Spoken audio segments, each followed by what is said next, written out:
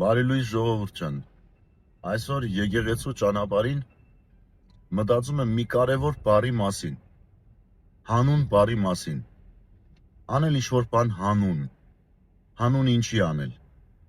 գիտեք, մենք երբեմն անում ենք, որովհետև դա պետք է անենք, և չենք ուզում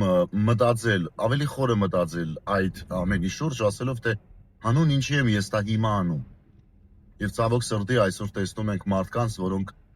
անում են ինչ-որ բաներ, որոնք իրենց թվում է, որ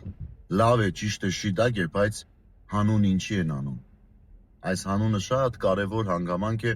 և կուզեմ, որ այսօր յուրաքանչյուր մեկը անդրադառնաք։ Հանուն ինչի։ Կուզեի, որ յուրաքանչյուր մարդ իր արարքը որակավորեր հանուն Աստծո փառքի։ Ես անում եմ հանուն Աստծո փառքի։ Եվ հետո փնտրեր պատասխանը, շախմատի մտածումով երրորդ, չորրորդ քայլը գտներ և ասեր, արդյոք արդյունքը կլինի հանուն Աստծո փառքի, թե ոչ։ Այս դեպքում ինձ թվում է, որ շատերը իրենց արարքների մեջ պիտի կամ հետ կանգնեին և կամ պիտի զղջային իրենց արածների համար։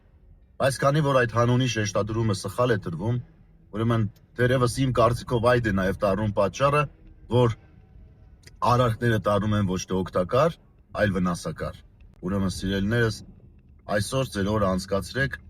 և մտածեք այս գաղափարի շուրջ նաև, ինչու՞ չէ, հանուն ինչի եմ ես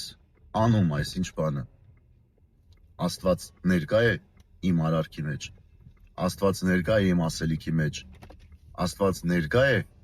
այն միջավայրի մեջ, որ ես ստեղծում եմ իմ ասածով, իմ արածով։ Այնպես որ Աստված օրհնի ձեզ, սիրելիներս,